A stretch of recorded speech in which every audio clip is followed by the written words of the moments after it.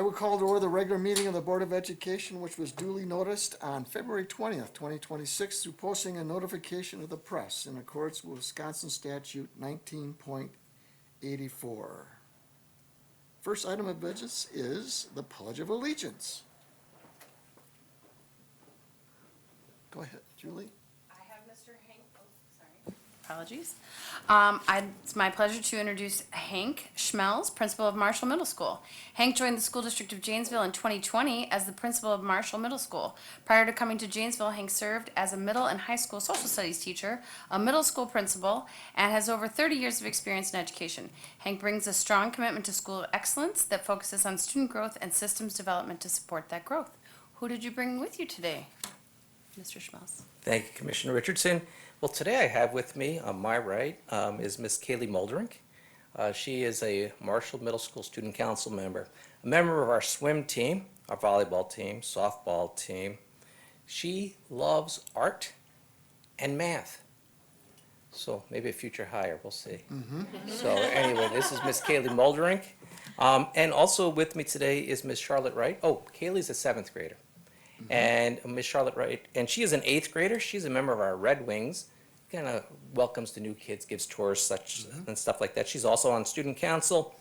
She is a pilot lead member of our morning announcement crew. Our students do the live broadcast, and I started doing it with them, me and Miss Polk, and now she and a couple of her friends actually run it. We're not in the room. They are fully self-sufficient doing our morning announcements and are training other students to do them as well. And she's also a member of our jazz band, but her favorite thing is cross country. So so she is a distance runner. Mr. Holtzman's also a distance runner. You could talk later with him. Thank you.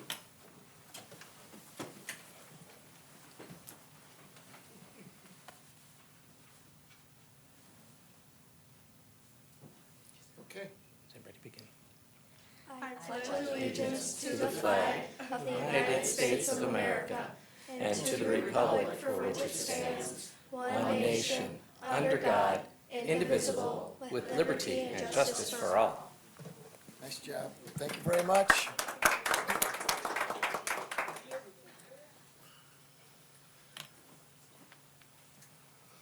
I'm a Marshall Middle School alumni. I am too. You are too?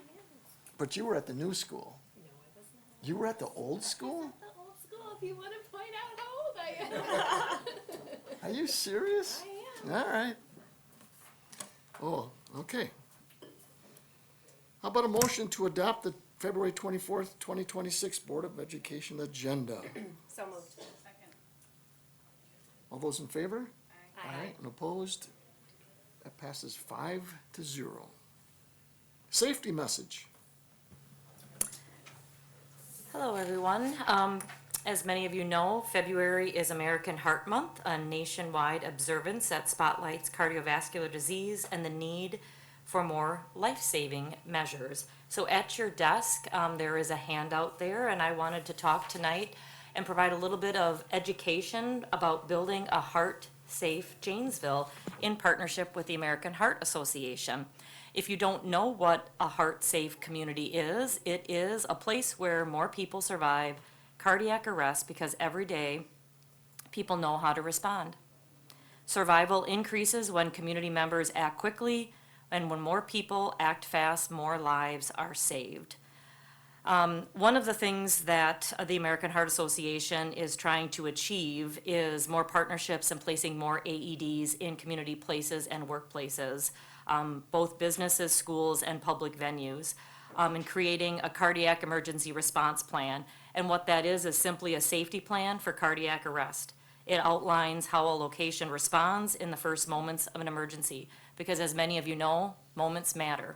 So call 911, start hands-only CPR, and use the nearest AED, and notify those trained responders when they are on site.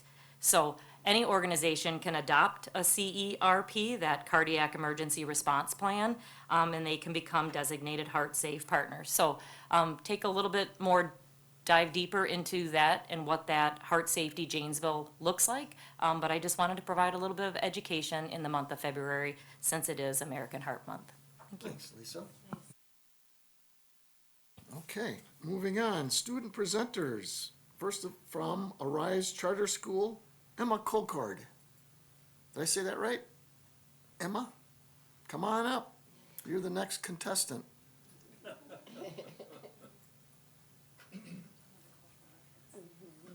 Bob Barker here, though.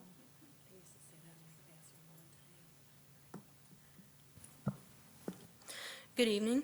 I am Emma Colcord, the second oldest of 4 children. My experience with Arise began in the 2021 school year when everything shut down due to the pandemic. I was in the 5th grade, and it was a strange transition for me. I was used to being around people in person at school, but my teacher, Ms. Schrottner, who we called Mrs. S, made it a lot easier. I had one-on-one sessions with her whenever I needed them, which was really important for me, especially since I wasn't as independent back then as I am now. By the 6th grade, I felt much more comfortable in Arise and in how I completed my work. That year, I became much more independent. I really like that Arise has been flexible and I can do my schoolwork at any time. With my 3 siblings home during the pandemic, the 2 younger ones also in Arise, flexibility made it easier for me to help with my younger siblings' coursework, my older sister's daily physical therapy due to her disabilities, and other aspects of her life that I often help with and still do. That year, I realized that Arise helped me learn in the way that suited me best. Everything I needed to know was readily available either in front of me or in our assignment books. This allowed me to reread and jot down as much information as possible, which made me feel like I truly understood the material more than I ever did in person. The 22 to 23 school year marked the return of my siblings and me into in-person school. This came a year after most people had started going back as schools reopened following the pandemic. I was in the 7th grade at Franklin Middle School, which my older sister also attended because it had a special education department. It was definitely a challenge for me to be around my peers and interact with teachers again, since everything felt different from what I had become accustomed to over the past 2.5 years. I missed more than a month of school due to illness and migraines brought on by the stress of school and the stress and anxiety of school. Being around peers who constantly misbehave was a major challenge for me. It was nearly impossible for teachers to deliver lessons effectively due to disruptions. This left me feeling unmotivated, which was particularly disheartening since I usually enjoy school. Experiencing such negative feelings in an environment I typically like was anything but pleasant. By the time I reached 8th grade, I was back in Arise. Returning after a year of what I call chaos was amazing. I was able to learn in the way that suited me best. My teachers were very flexible, and I started to enjoy school again. The year was also the first time I can remember taking part in school field trips. Although I didn't attend many in 8th grade, having the option to visit fun places with kids of all ages was wonderful and remains a great experience. Since returning to Arise 3 years ago, I am pleased to say that I still believe this is the best fit for me. I have never had a negative interaction with any of my teachers. They are always understanding when I need to rearrange meeting times to accommodate my sometimes hectic schedule. I have learned many things beyond the curriculum, such as time management, independence, self-motivation, note-taking skills, and improved communication, all of which will be valuable throughout my life. The courses I have taken are not only interesting but also relevant to the career path I want to pursue after graduation. I hope I have given you a glimpse of how Arise has been a positive experience for me. Here's some information about what is going on at our school. Field trips are an important part of the Arise experience. They provide our students with opportunities to socialize and build meaningful relationships with their teachers and classmates outside of the classroom. Our upcoming trips include a visit to the Aldo Leopold Center on March 6th and a Sky Carp game in May. We look forward to concluding the school year with our family picnic at Peace Park this June. Finally, because of the rigorous curriculum, strong teaching staff, and the flexibility in schedules Arise offers students, our enrollment has grown from 192 students in February 2 years ago to 290 this February. That is a 50% increase. 50 of these students have open enrolled from other districts, and we continue to serve our 50 additional students statewide through our shared instruction. Thank you for your time. Emma, just a second. Good job. Who's this guy over here? My dad. That's your dad? Yeah. Welcome. Thanks for your service. You must be very proud. Extremely. Excellent. And is there staff here from Arise tonight? Could you stand up, please? And who's, can you identify? That's my, says Miss Stephanie Davis. She's my English teacher. Thanks for being here, and thank you for all you do for our students. Appreciate that very much. Thanks, Emma. Thank you. All right. All right. From Rock River Charter School, Jedediah Sheely? Did I get that? Yeah. parents or friends, you want to come up and get a good perspective on this? Hi, everybody. Is this the whole family? Yeah?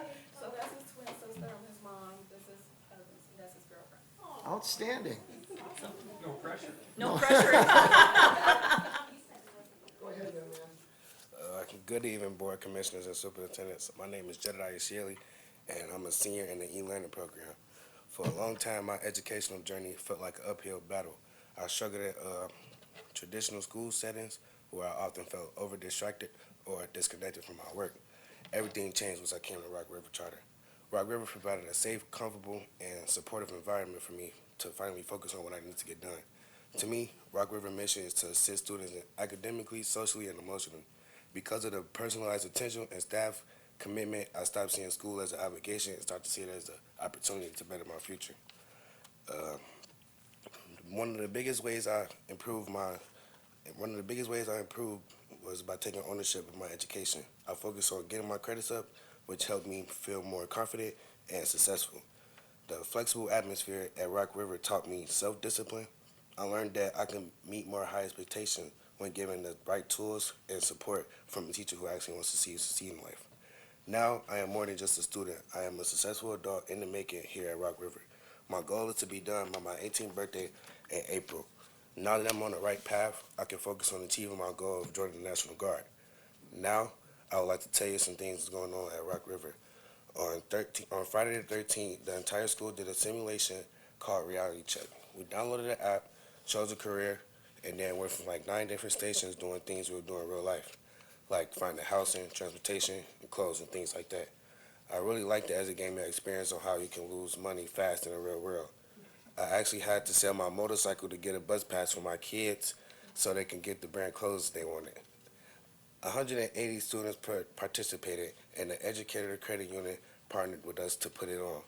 It was a great success. This week, parent/teacher conference was held. Every student is expected to attend a conference, and I actually just came from my conference before coming here. Of course, I'm doing great, and my plan is to graduate at the Parker's Prom. Next week, March 4th, please come to Court Street, Culver's between 4 to 8 p.m. to help us support Rock River School for our Scoobies Night. We appreciate your support, and thank you again for allowing me to speak to you about Rock River Charter. I think this school works for a lot of students due to the staff curriculum and the amount of learning I'm able to do here. Have a great night. Thank you, Jim.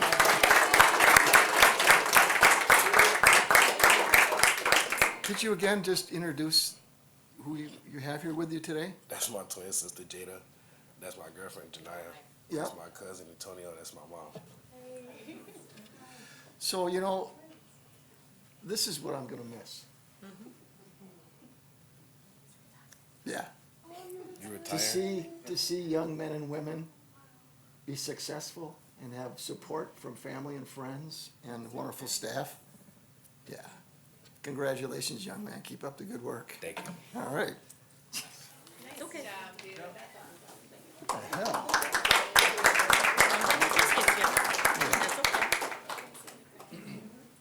All right, from the Rock University High School, Nicola Palmer. I'm sorry, is there staff here from the Rock River Charter School? Could you stand up, please? Thank you very much. Oh, hi, good to see you. Thank you. Good evening, Commissioners and Superintendent Holzman. My name is Nicola Palmer, and I'm currently a junior at RUHS. I lived my entire life here in Janesville, and I've been a student at Janesville School District since 2nd grade. Before that, I started at Rock Prairie Montessori for P4J. I went to St. John Vianney's for kindergarten and 1st grade until I moved to Roosevelt in 2nd grade. 3rd grade, I was invited and accepted into the Talented and Gifted program, of which I think was very good for me. 6th grade, I was at Arise because of COVID, but I transferred back to Edison in 7th grade and joined the rest of my cohort in the Talented and Gifted program. Here, I made more friends both in and outside of this program, and continued my interest in engineering through the various shop and robotics classes available. I never had been the most social person. I always preferred to keep to myself, and I didn't really go out of my way to make friends. I stuck with my other challenge program students in what classes I had, what electives I had, for any group work that was necessary. I was terrified of high school for this exact reason. I never was really a social person, never made many friends. I thought I was going to be thrust into an area I was unfamiliar with. That was why, when I heard first about Rock University High School, I was elated.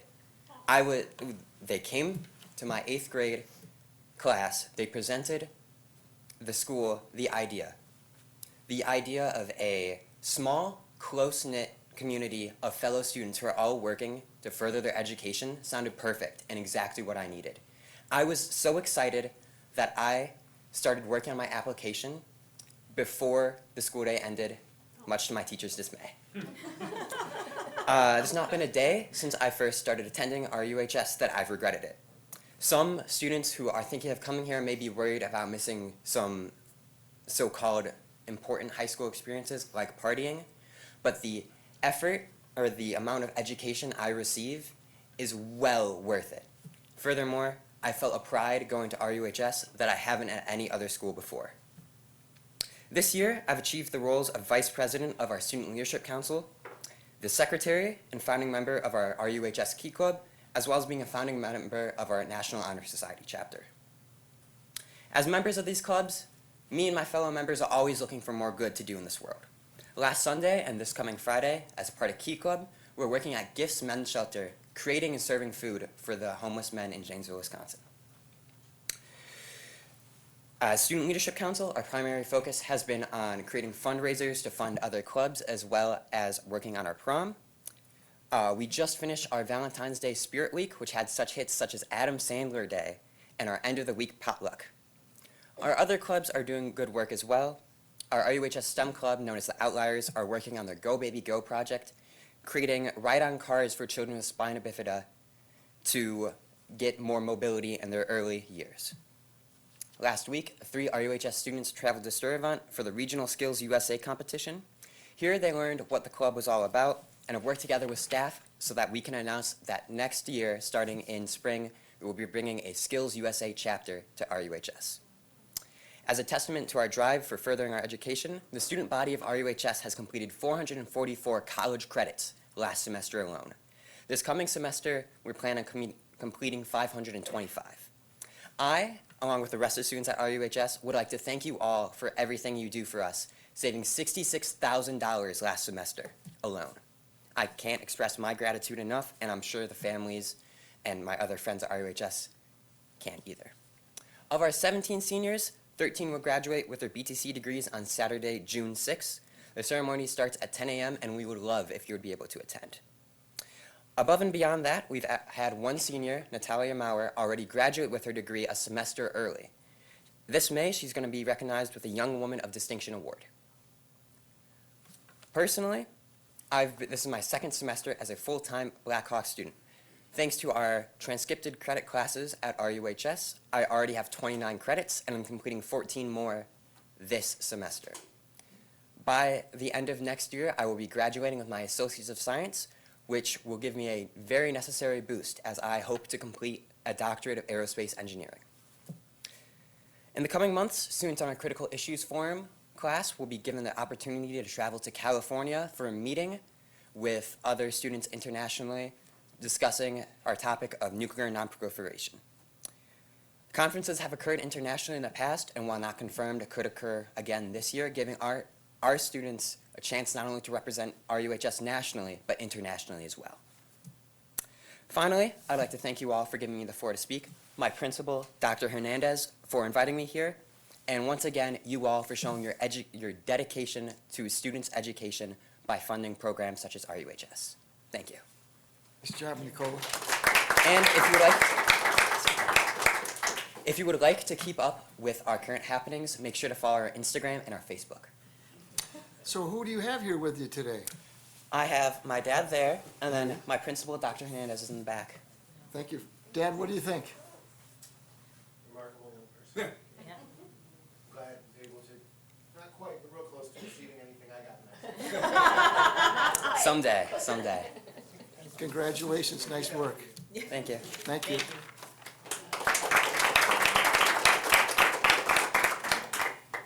All right. Citizen comments, we have none. We'll move on to the consent agenda. Motion to approve February 10th, 2026 regular board meeting agenda. Jeez. Second. Motion and a second. All those in favor? Aye. Opposed? That passes unanimously 5-0. Help if I have my glasses on. Board items, 5.1, information on Wisconsin Policy Forum.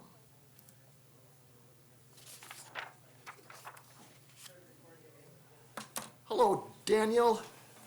Hello, President Murray. How are you this fine evening?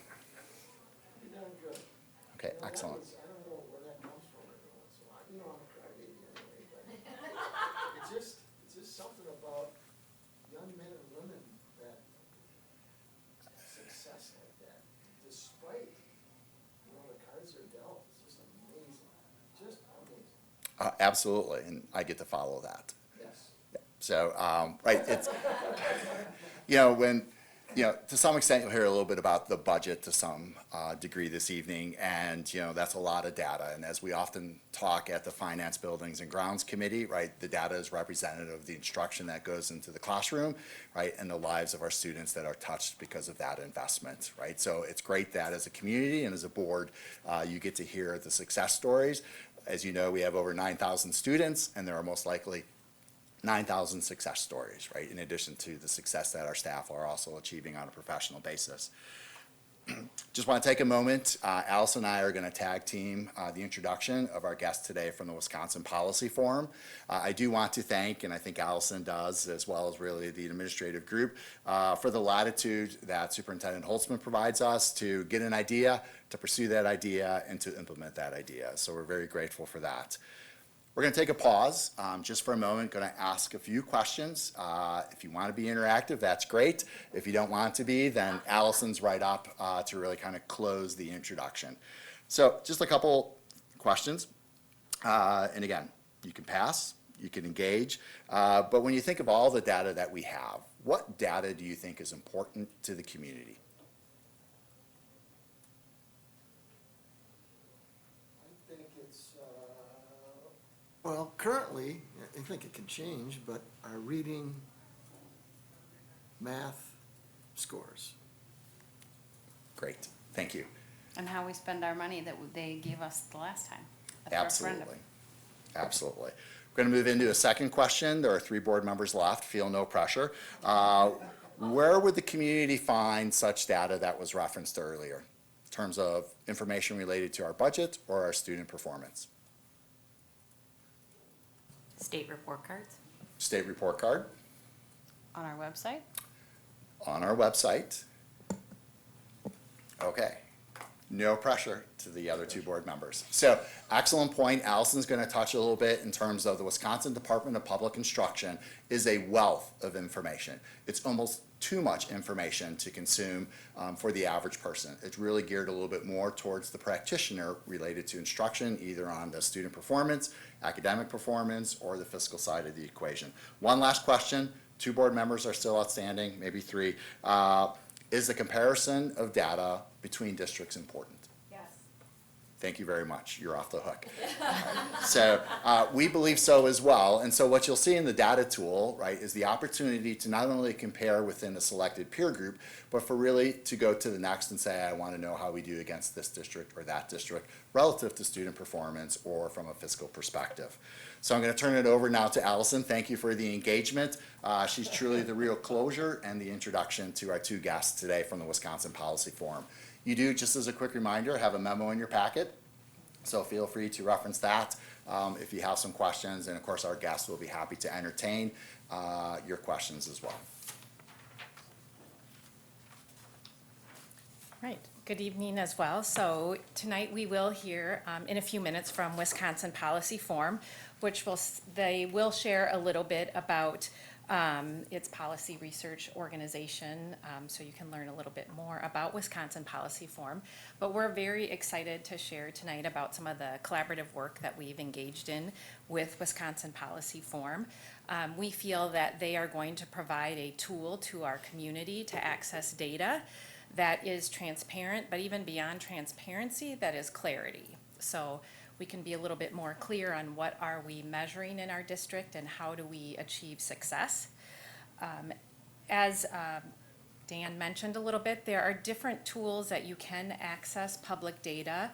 The state report card, as you mentioned, as well as Wise-Public. But Wise-Public is very similar to the information that we can access as a practitioner, so it's not very consumer friendly. When you go into Wise-Public, you can find student data, finance data, but you have over 400 districts as a drop-down menu to compare to. And you can only compare one district at a time, so you're navigating, it's very difficult and not necessarily user-friendly to navigate as well. And one thing that Wisconsin Policy Forum does for us then is it helps narrow down those districts that are similar to Janesville. So you don't have to try to determine that for yourself, but we have looked at what districts are similar based on enrollment and demographics. Now you can also access any district in the state as well, but we want you to be able to see first specifically which ones are similar to Janesville and that you can see all of those districts at one time as well. It really does provide a high level of information. So on each page that you're going to see related to the data, it will also provide the consumer an explanation of the data as well, which will also be very helpful. You know, as we look at different public tools to access data, one of the reasons we looked at Wisconsin Policy Forum is because it's so well aligned to our strategic priority areas. So when you'll look at Wisconsin, the dashboard for Wisconsin Policy Forum, as you mentioned earlier, we measure reading, math, and attendance. And specifically, we measure reading and math on our district priority in how well are we doing in increasing proficiency on Forward and ACT. So you'll see ACT, you'll see Forward, and you'll see attendance on the dashboard.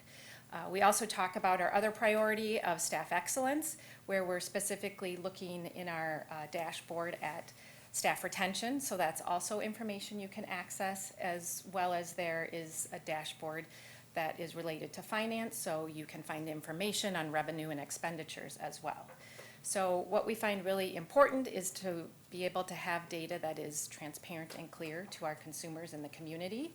And when you have clear data, you can have more productive conversations in the community around what are our goals as a district, what are our strengths, what are our areas of growth, and as a citizen too, how can you help better understand the work that's happening in the district and how we're trying to improve those outcomes for all students before they leave us to be college and career ready. So tonight we want to introduce you to the tool, and so we have Jason Stein and Sarah Shaw here as well from Wisconsin Policy Forum. So they are going to walk you through the tool tonight, so you can be able to see what our community has access to.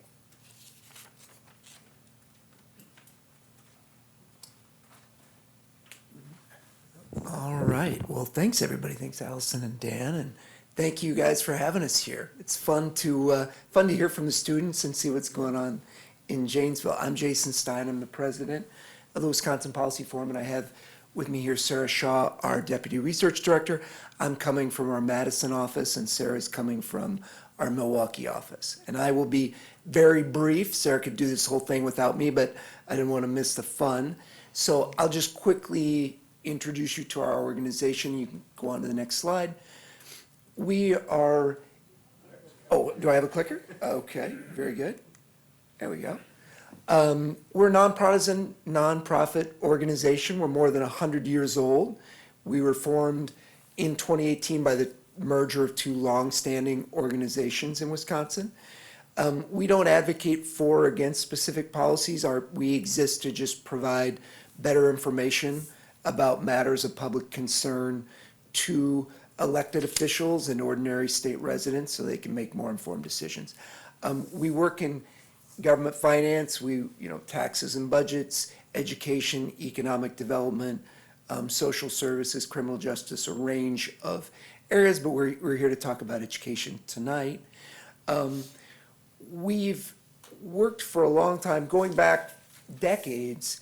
Both organizations published fact books about school districts and other local governments, and we created this tool in 2018 as a general tool for all school districts in the state to kind of bring this, modernize this and make it more accessible to people. And so people could have it for free rather than paying for a book. And in the last couple of years, we've worked with districts like Janesville to customize a tool to really give an experience that optimized for a particular school district. And Sarah will talk to you a little bit about what that means, but I would encourage you, all of you that are on the school board or working for the school district, you're members of the forum and you can always receive our stuff. We have a broad membership base, so our members, include school districts, universities and technical colleges, local governments, corporations, individuals, foundations from around the state, including here in Rock County. But don't want to belabor that. I'm going to bring up Sarah, and she can talk to you a little bit more about the tool, and then we're happy to answer any questions that you have.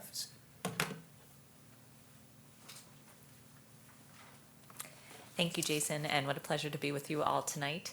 The data dashboards are one of our publications that I find most democratic. They're available to everyone online on our website for free. You can see we do a variety of them across different subject areas, but we've really honed in on the school data dashboards as a potential, as a real place of promise for districts and their communities. And I just have to say what a pleasure it was to work with Dan and Allison on this one. It's clear, even from their presentation to you, that they know exactly what the potential value is here, and that came through in their partnership with us as well in figuring out how to adapt what we do for the state at large to the Janesville community in particular. So we have the Janesville data tool up on our website. When you click on it, it gives you this cover page. The URL is down at the bottom of this page. It can also be embedded in other websites, like the district's website, if you would want to have even easier access to it. And this cover page starts by just telling a little bit about what the data tool is and its purpose and its content, similar to the introduction that Dan and Allison already gave to you directly. It also makes mention of those comparison districts. So between Dan and Allison's expertise and our data sources at the forum, we honed in on 7 peers for Janesville to show, and we narrowed that down by looking at the student enrollment size. So all of the districts that we use for comparison purposes are between 6,200 and 12,000 students, with Janesville coming in right around that 9,000 mark, and serve students who are between 40 and 80% economically disadvantaged, using the DPI definition of kind of coming from more low-income households. We also included Sun Prairie in this list. It just missed that cutoff, but because it has other core similarities to Janesville, felt really relevant to have be part of this as well. The views that we show give both the comparison side and a historical side to be able to see change in Janesville over time. So as we go through the tool, I have 2 purposes here. The first is just to orient you to what's there so that you can go digging for yourself. And if I see you on your laptops poking around, I'm just going to assume that you're checking it out for yourself. And then the other thing I'll do is for each of the pages, give just 1 or 2 of the things that stood out to us when we looked at the data. There's going to be other things that are far more meaningful to you. We're coming from the outside and have that perspective of kind of what do we see not knowing the details. I think that can be helpful as a mirror, but it's a different thing than the in-depth knowledge that you all have of your community. So by no means are we kind of the sole source of truth here. It's more a conversation starter, we hope, for these local conversations. When you click into the tool, you'll see the different categories of data available to peruse. We're going to go through each of these, although I've got an eye on time, so I may spend more time on some than others. But we're trying to capture a lot of different pieces of the student and district experience here. So academics, certainly, Allison mentioned forward and ACT, student participation is going to get at that attendance piece. And then what are some of the core context in which students are coming in here? So demographics of both students and teachers, what's the teacher turnover or staffing picture, and of course that financial piece as well. So I'm going to start by taking a look at student demographics. This is the page that you'll see if you click into that student demographics icon. And you can see there's lots that you can do on this page. On the left-hand side, you can pick any of these different cuts of information and data. It always defaults to what's the all students picture, but we can look at students by race and ethnicity. We can look at students by whether they are categorized as economically disadvantaged or not, whether they're English learners or English proficient, and whether they are identified with disabilities or not. And the primary view that you'll see takes that picture over time.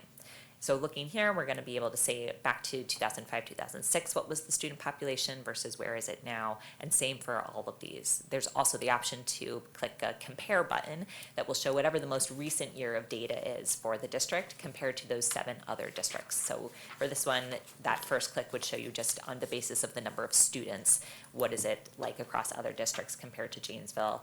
You could also look and see how does Janesville compare in terms of the number of English learners that it serves or the share of students who are identified with disabilities. When we looked at this page, 2 things that stood out to us were, number one, total enrollment for students has fallen quite steadily. It's down 12% since the 2005-2006 school year. Now that story is very common across Wisconsin. The majority of districts in Wisconsin are in a declining enrollment state.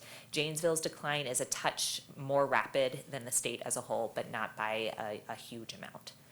The second thing that stands out is the district's share of students that it serves that are economically disadvantaged. That share has more than doubled from the 2005-2006 school year. So at that time in 2005-2006, it was about a quarter of the student population, and now it's over half of the student population. And that's the graph that you're seeing here, which is a picture of what you would find if you clicked into that economically disadvantaged tab. When you look at that across other districts, Janesville compared to its peers has less need on some of the other cuts, so thinking about English learners or thinking about students identified with disabilities, but has the third highest share of students who are classified as economically disadvantaged. Lots more we could talk about in any of these categories, but to keep it moving and looking at some of these other pages, if we look at teacher demographics, this is really a staffing picture. There is demographic information around race and ethnicity, but it also just shows how many teachers are employed by the district, what's the average experience level, how many years of experience, and what's the average salary and benefits. Again, all of these cuts you can look at both for the district over time and compared to peers. One finding is that the district has very few teachers of color, again, very similar to peer districts and also to the state as a whole. Wisconsin has a teaching workforce that is predominantly white, whereas the student body is increasingly diverse. Another thing that stood out to us, which I can't tell you how many times I've said this line in relation to other districts, that average compensation, which we define as the average salary and benefits, has increased over time by less than the rate of inflation. And that's due to a number of factors, is true for Janesville, as you can see here, in addition to if we look at the peers of Janesville. One might wonder what that means for teacher turnover. So this is all DPI data, I should say. Teacher turnover is the only place where we take DPI data and we analyze it ourselves. Other than that, it can all be found largely on the DPI website, but as Allison said, we hope to present it in a more navigable, clearer way. When we look at teacher turnover, this is a total turnover graph.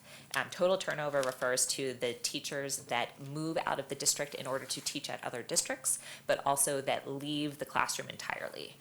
That could mean that they've gone into another role like administration. That could mean that they've gone out of state or gone over to a private school, or it could mean that they've retired or resigned. So there's a lot that goes into this number. You can see it's quite spiky over time. There's not always a clear pattern here. Janesville did tick up recently. And if we look at this, so this gives you a look at what the comparison data shows. So as a general rule, Janesville typically loses more teachers to other districts than it gains from them. On the graphs, this is shown as moves in versus moves out.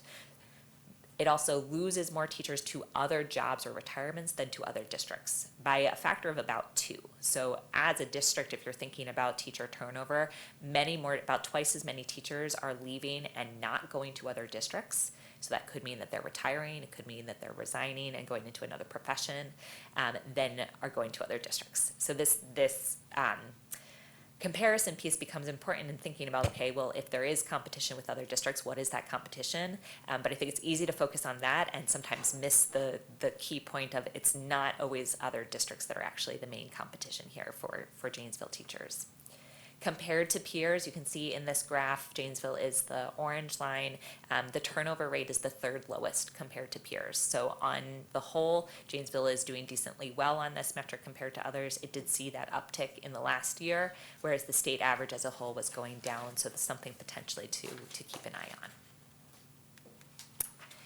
Finances are always part of the picture here. We have a page for revenues and a page for expenditures. The page for revenues gives you a breakdown of where is the district's money coming from. Is it coming from property tax versus state aid versus federal aid? And also shows you what the total operating revenue is.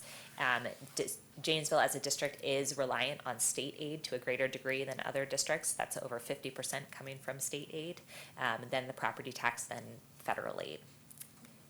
On the expenditure side, we break down, this is for the main funds that are going toward the education of children. So there's many other funds that we could report on. We're trying to keep it really focused on what do the dollars mean for kids. And it breaks down into all of these different categories that you see on the left around, is it going straight toward instruction? Is it going toward pupil services, things like counselors or school psychiatrists, all the way down to central services, building administration, general administration. Sometimes this gets termed as overhead, which can be a slightly derogatory term. We know that core central services are really important to make sure there's a backbone for student services, and we know that student services are really important. So it's something of a both and there. When we look at the findings here, Janesville in many respects was quite comparable to its peers when it came to both the revenues and the expenditures. Its revenue limit, which is its main source of funding coming from the combination of state aid and the property tax, is below the state average, but it was right in the middle of its peers. So this is something that Janesville's whole peer group is kind of grappling with, being below the state average when it comes to its revenue limit. Property taxes per student have historically been quite low in Janesville compared to the state average. That's what you're seeing in the graph there. That black line is the state average. Janesville, you can see, is quite a bit below that. There was an uptick in this, so the last year we have from the state is 23-24. So one might imagine there'd be some chatter around that I think is important to see. Yes, it was a real uptick compared to past years in Janesville and remains well below the state average. Student participation, this is one of our mid-year data tool sections. It covers a variety of student participation metrics, including attendance, absenteeism. So the difference there is attendance is daily attendance, how many kids are in school. Absenteeism is looking at what % of students are missing at least 10% of school days. And that number, that 10% threshold, is verified by research as really being a threshold where kids are not getting out of school what is going to make a big difference to them in long-term outcomes. We can correlate that to not only things like graduation rates, but also longer-term educational and socio-emotional outcomes as well.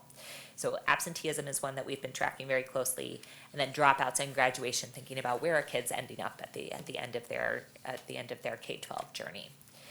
For all of these, we offer disaggregations to see, not just for all students, but if we break it down into different student groups, is the experience of students the same or different across student groups? And again, all of these you can also look at and compare Janesville to its peer districts to see how the district aligns.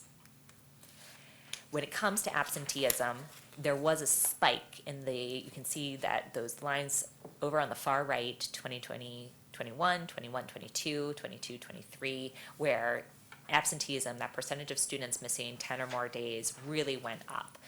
In the last year of data that we have, which ends in the 23-24 school year, it was over 1 in 5 Janesville students. It was about 22% of kids were missing at least 10% of school days.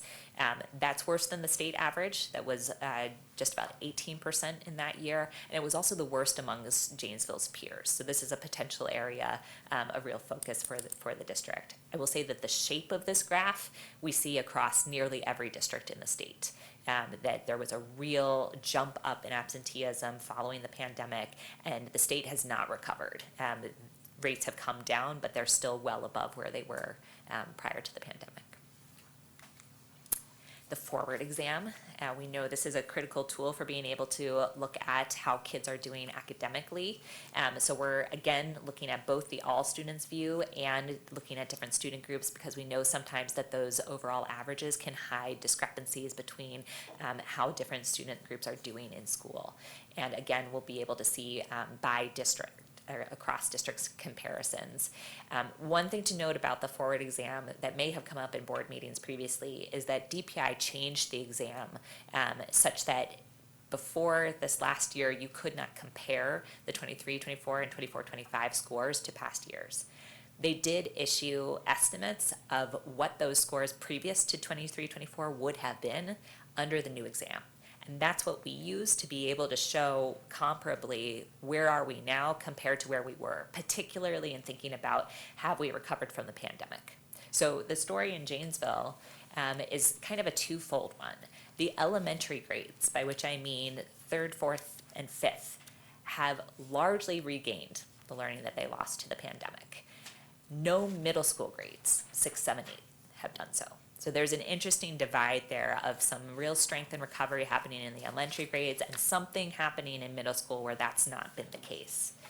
What you're seeing on the right compares the Janesville scores for 3rd grade reading or English language arts to peers. You can see that Janesville's average score was the highest amongst its peers. That changes in middle school. For 6th and 7th graders, it's 6 or 7 out of 7. So something happening there that might be of interest to learn more about. This is where our knowledge ends and we get to hand the baton over. Thanks. Yeah.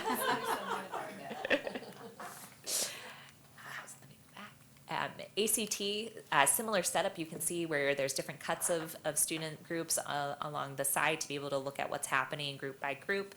Across the top, the ACT gives you lots of different ways to look at its data. You can look at a composite score, or you can break it down by subject area. Again, all of these you can look at compared to the district's peers.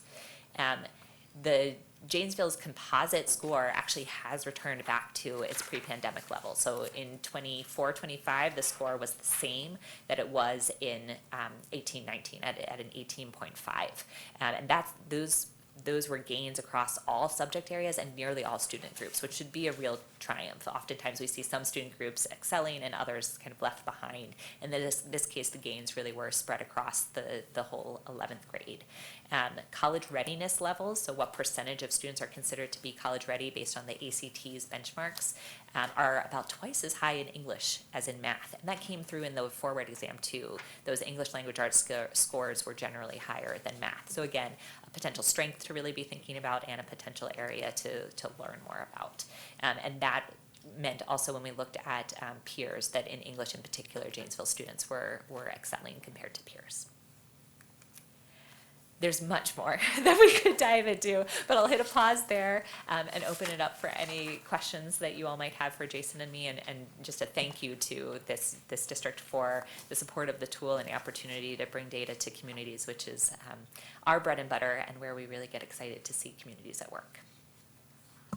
I appreciate all this information. I just want to be clear, so all of the data that you presented originates from Wisconsin Department of Public Instruction. That's right. Everything is public data. Everything is protected for student privacy, for example. The only places where we do some calculations of DPI data on our end are in the teacher turnover section and in the district finances section. Okay, thank you. And my second question might be a little bit more towards finance and Dan than the presenters.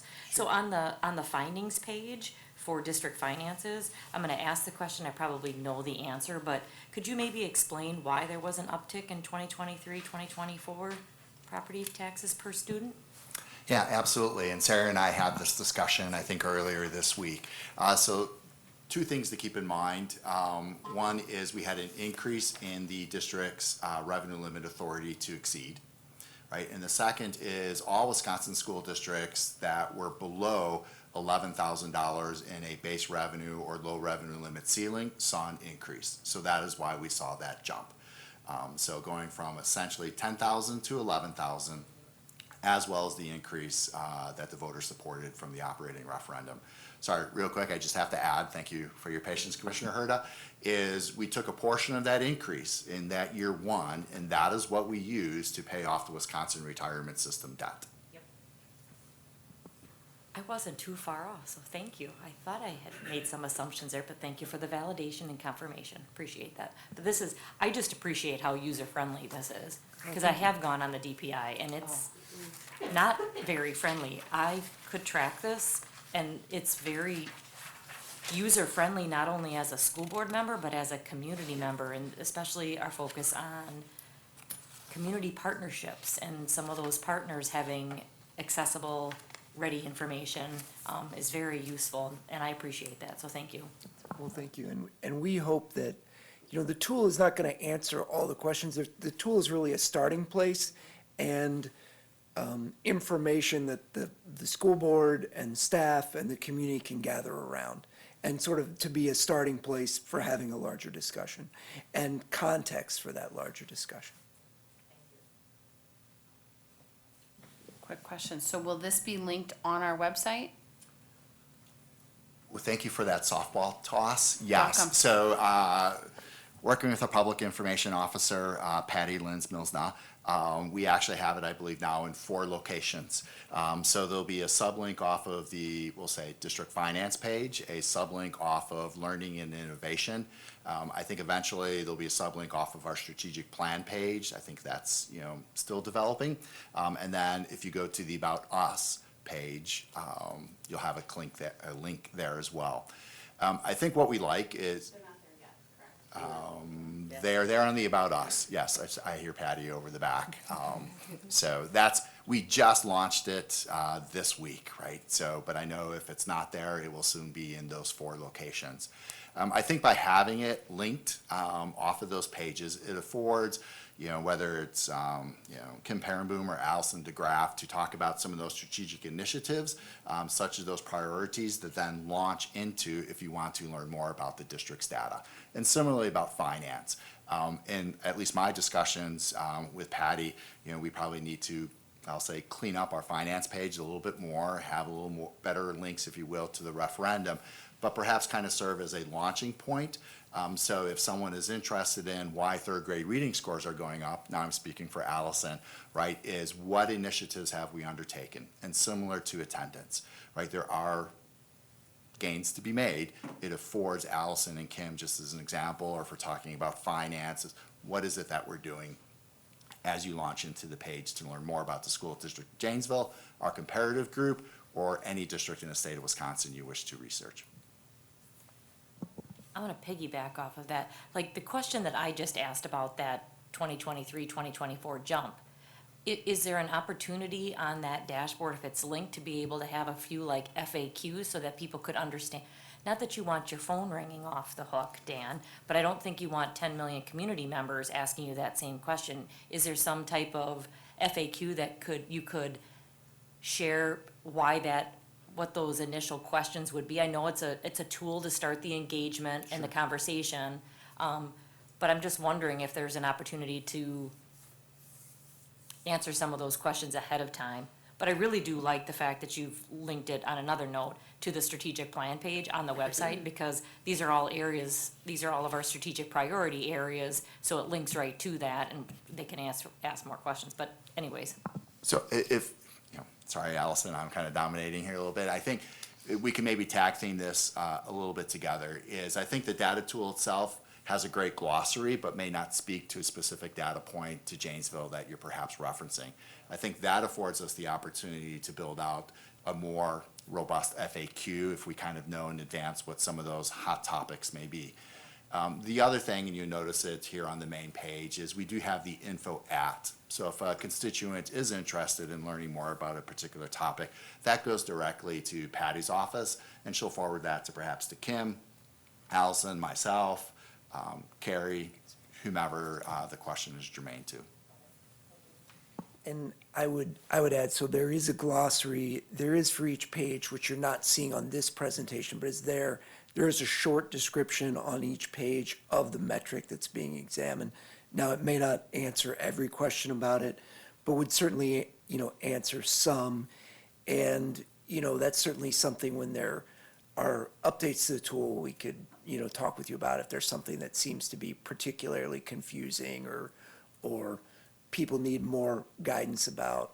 But in general, we found that I think in, in other tools that people are generally oriented. And again, I mean, we certainly understand that it's a conversation starter as opposed to answering all the questions, but there is at least, several sentences on each page that give that people a little bit of orientation. I just am reflecting on one of the slides, the select findings, teacher demographics for the salary, and the comment about, being below the, what's the, inflation. Sure. And so I think along the same lines of what you were asking, like, is there an FAQ? So the response to, well, why the heck are all of these districts below inflation? And the answer, Dan, is that the state hasn't kept up with inflation for. Yeah, I guess that's kind of the very high-level, simple answer, right? So typically, we illustrate, and members of the Finance Committee, and I think you saw during the board workshop, is if we looked at the difference, right, in Patty's group, the Public Relations Association and the Association of School Business Officials put together a video of which there's that snippet of a slide that says, had the state of Wisconsin kept pace with CPI, this would be our district's revenue limit versus the helter-skelter approach, if you will, of the application of the revenue limit over time.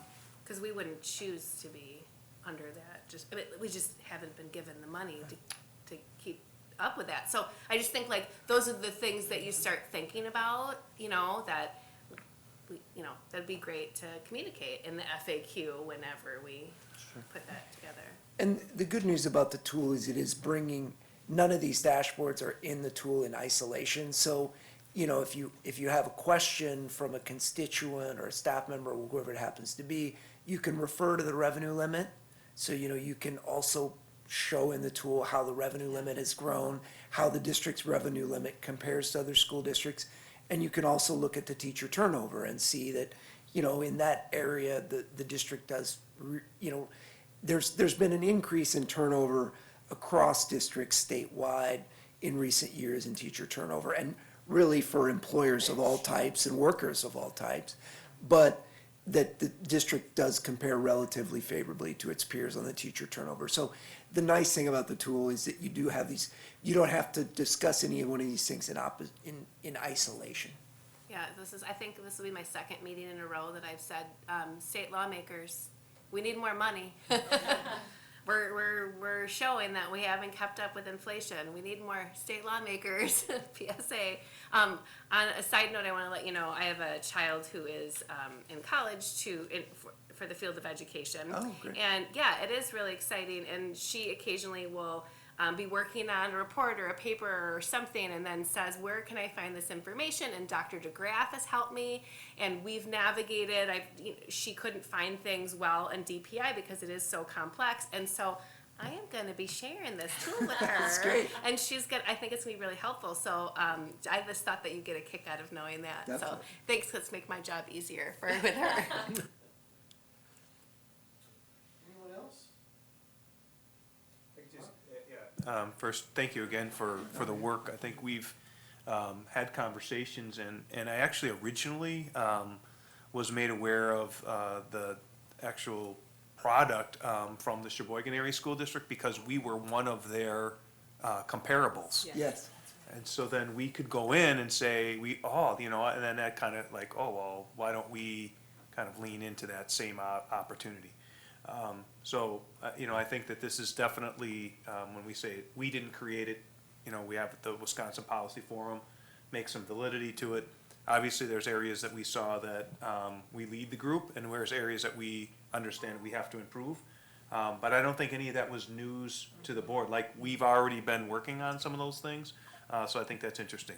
My last comment would be, if you do go on our website, right now if you click on About Us, and then you go to the bottom, it says data, how we compare. It's the last link on there, right? So we're working on that, but it's just because we just put it on there right now. That's where it is. And you can, so if you go to About Us, and then you go data, how we compare, and you click on that, and then you can spend hours and hours trying to look at your own data, how we compare to other people's data, and get information. So it's right there available for the board and for our public at this time. And we'll highlight it in a few other areas, but that's where we have it right now. Anyone else? I love it. It makes me so happy. It's clear, it's concise, it's write it in crayon, I can understand it, and I think that's gonna be hugely helpful for the community. So, thank you. Oh, thank you. And write it in crayon is a compliment. I'm not saying, but you know, We took it in that sense. We took it But as I mean, such. it's easy to understand, it's bite-sized pieces, and I've been working on understanding this for a year almost now, and it's very concise, and I really, really like it. I think it's gonna be extremely helpful in the months to come. Well, we appreciate the partnership with the district. It's been a lot of fun to do it. Kind of parallels this, I just wanted to, on sharing data and being transparent, I just wanted to make sure I give a shout out to Patty. She rolled out a post-board summary. Did we all see that? That's outstanding. And that way the staff will be able to see this piece too. I'm guessing that'll probably be on your share. But thanks for doing that. That was a great breath of fresh air, so. Any other comments? Thank you very much for coming down. Thank you. Yeah, drive safe. Thank you. Thank you. All right, moving on. FB&G committee report. Yeah. I'm going to take as much time as Commissioner Paul. Okay, maybe not. So it was a really great committee report.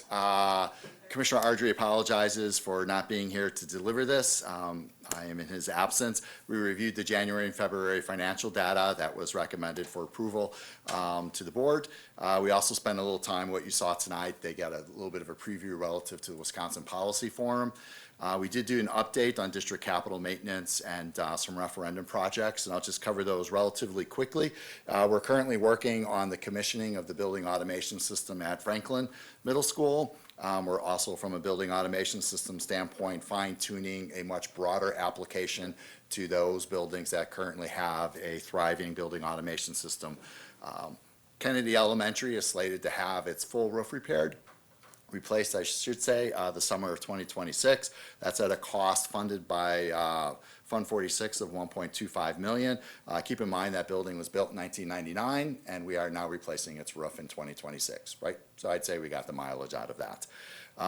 We've done some Craig High School pool tile grout repair. That was approximately a $70,000 expenditure and really inconvenienced our swim team. So we need to be a little more proactive on that approach.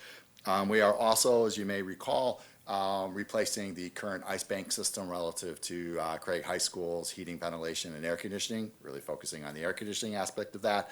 So we're replacing it with a traditional chiller. That cost also paid for by Fund 46 of approximately $1.5 million. Keep in mind, Fund 46 is the district's long-term capital maintenance fund. If we have dollars left over at the end of the year, we can plow it into either Fund 73 as an aidable expense or Fund 46 also as an aidable expense, in addition to keeping up with our district policy related to fund balance. Roosevelt Elementary, we had a very interesting discussion. Is it portico or colonnades? But the columns as you enter are obviously dated. That building goes back to 1930s, so those are for up repair beginning in the spring of this year. Craig and Parker High School Ball Diamond Phase 2. We're completing Phase 1. We did that really towards the end, if you will, of the fall season. There's still some work and fine tuning to be done on that Phase 1. We're looking at Phase 2. So right now we're building out what we call a rough order of magnitude for those ball diamonds. So what's kind of a budget? Rather than going out to bid, we kind of want to have an idea of a budget. Do we make decisions similar to our work relative to the referendum? Okay, this is what we want to do, the path we want to take, then those can go out to bid. So that work is most likely late summer, right? It's a busy time of the year for people who do ball diamond work into the fall. And then referendum bid package 1B. Keep in mind, we have bid package 1A and bid package 1B. 1A was solidified earlier in the year. That was Wilson, Jefferson, and the ESC. And bid package 1B is Lincoln, Craig, and Parker. So the work, really, we'll say at Lincoln, Craig, and Parker is somewhat indicative of the work at Wilson and Jefferson. That's a lot of special education space, working on a suite of services rather than a fragmented delivery system, as well as other aspects related. Lincoln, for example, is new windows, not new windows at Craig and Parker. Craig and Parker is really special ed space, but new windows, heating, ventilation, and air conditioning systems, as well as ADA compliant restrooms. What else did we talk about? Update on the student nutrition program. Liz and her team did an outstanding job. Last year, it was approximately 1.6 million meals that were served. So just kind of an update, a little bit about the kind of the pricing structure and the reimbursement rates that we receive from the federal government. And then Zeke Sterwald in our office. Tammy moved into the Skyward Support Specialist position. Zeke moved into our grants manager, works collaboratively with our program managers related to grants. As a district, we receive approximately $6.2, $6.3 million in federal funding, and that was really the focus. So just an overview of that funding that supports Title I, Title II, Title III, Title IV, IDEA, Individuals with Disabilities Education Act, Carl Perkins, and the Fresh Fruit and Vegetable Program.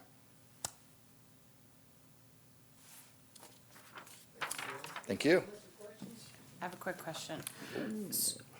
I wanted to see the nutrition piece, and I couldn't find it online.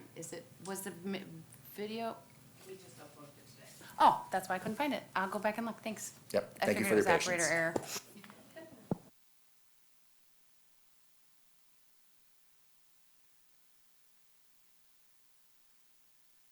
Moving on, I have no new board agenda requests. So when's our next meetings?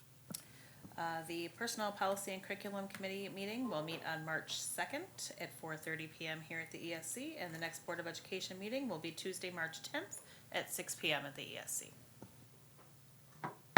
Adjourned.